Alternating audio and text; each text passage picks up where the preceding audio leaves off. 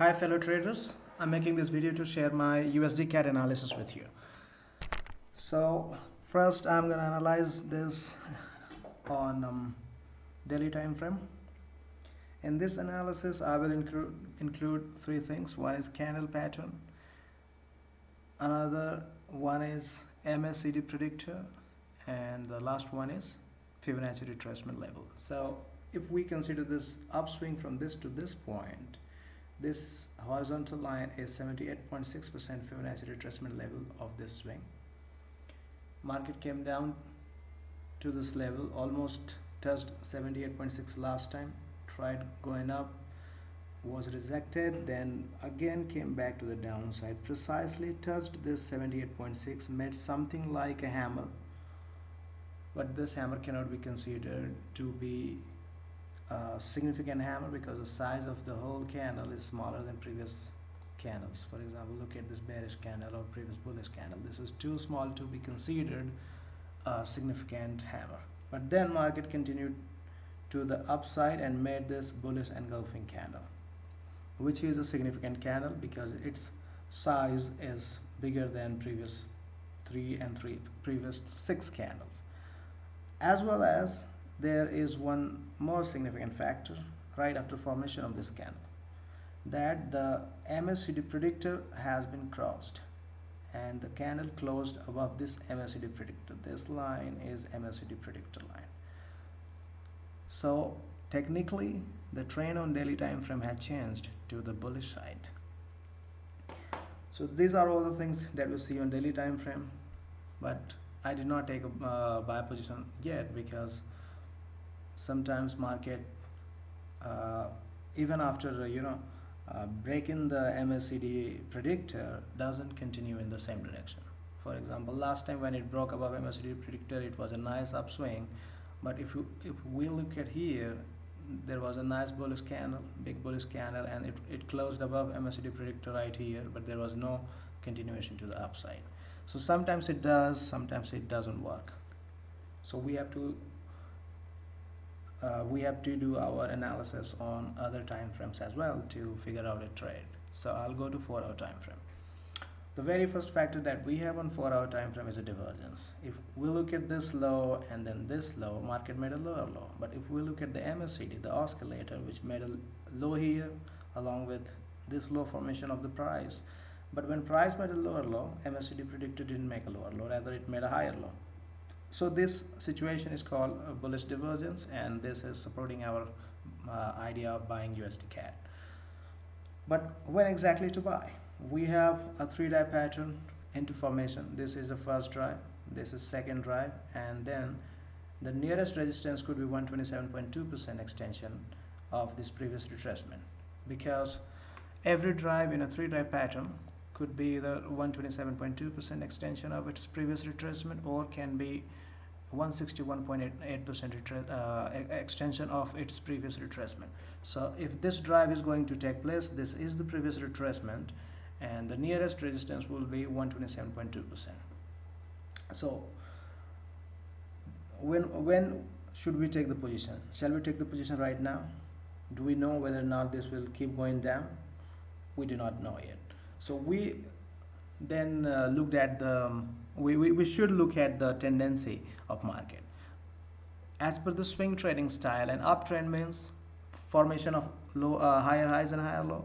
Downtrend means formation of lower lows and lower highs. So market was in downtrend, market was forming high, low, lower high, lower low, lower high, lower low, lower high, and then lower low. So we want this tendency to be broken.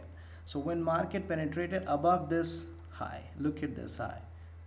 This is the minor swing, then this minor upswing, then this downswing, and then market went to the upside.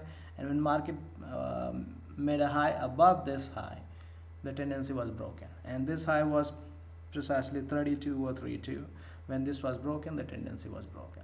So what now we have? We have a setup on daily time frame. Now we have market which has already broken the tendency of forming lower lows and lower high. It means a new swing can be formed, and it can be a beginning of an upswing. So this high was broken, but if we took position right here after breaking of this tendency, then our take profit would be 42, because this is the 127.2% as per the 3 drive development. So our take TP will be 42.5 pips, and in that case our SL would be below this swing low, recent swing low, that would be 94.2 if we took position right here, because this is the point where market actually broke above the previous swing high. So if we took position here, our stop loss would be below previous swing low, which would be 97.5 pips, which is way bigger than our take profit. So it doesn't suffice our criteria of risk and reward. Our reward must be better or equal to risk.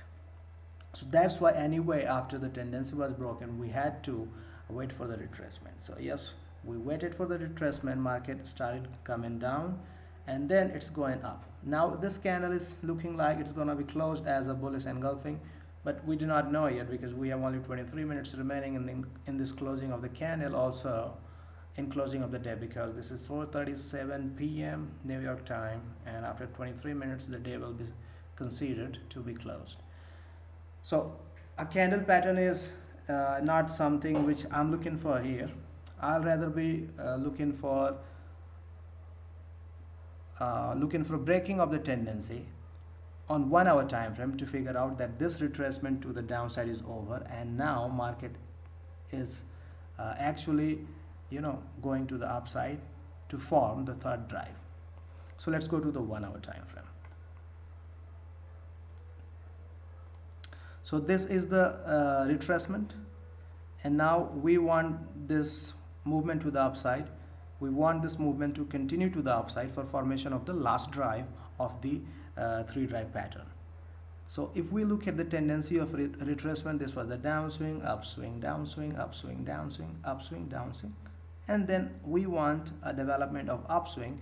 We want this to at least break above the recent high, because if we just consider this tiny development from here to here, we have a tendency of making lower high, lower low, lower high, lower low, lower high, this lower high, and this lower low. So when this tendency will be broken, because the tendency on 4 hour has already been broken, when this will be broken, we can say that the retracement is over, market is going to make the last drive, and we can take our position right above this high. So we can simply place our buy stop right above the high of this candle, which will be 31.84.2 plus spreads plus 1 pip. So it can be something around 31.87. And now let's calculate our SL and TP from 31.87, and let's see whether or not this suffices our criterion of risk and reward. We want a reward better or equal to the risk. So let me contract the chart vertically. So if we will set our buy stop right above this swing high at 31.87, then our TP will be something around 59.9 pips, roughly 60 pips, or say 59 pips. And our SL will obviously be below the latest swing low, which will be this one. So our SL is gonna be something around 45.9, maybe 46, maybe 47 pips, even if you place your SL kind of 1 pip or 2 pips below the previous low. So 46 or 47 pips max will be your SL, and your TP is going to be 59 pips at least. So this is something which which suffices our criteria of risk and reward, and we can take this trade. So you can simply set your buy stop and then wait for market to trigger your buy stop. If it doesn't go to the upside and if it doesn't cross above this swing high, then it can be continuing in the same fashion, like formation of the lower high. This can be the lower high, just slightly lower than this, and then a new new development can take place to the downside. Even if it happens, I'm not going to take any sell position. So this is going to be either a buy trade or a no trade. And the reason behind this this decision is events tomorrow, because we have BOC rate statement tomorrow at 10 a.m.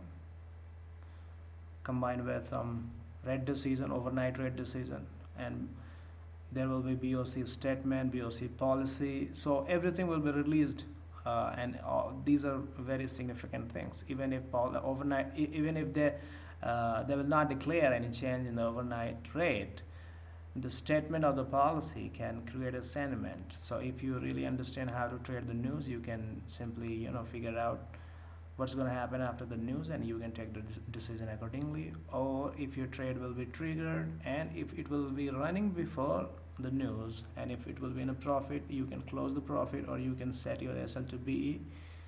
So it depends on a particular person how he or she trades during the news. If you are the one who doesn't understand the news, you can simply avoid by closing a position before the news. I personally understand how to trade the news because I look at the data, and I teach people how to trade the news. So for me, I will be, if my if market goes to the upside, and if this crosses above this high, if buy stop is triggered, and if there will be a buy position running, I will manage my buy position as per the result of BOC statement and the declaration of the overnight rate tomorrow at 10 a.m. So this is 4:42 p.m. We have almost 7 plus 10, 17 hours remaining in the release, and there is still, look, if we get lucky, there is still a probability that it will already hit our SLRTP. We don't know yet, so let's see first what happens in this trade, whether or not we get this buy stop triggered. So that's all about this USD CAD analysis. Thank you for watching.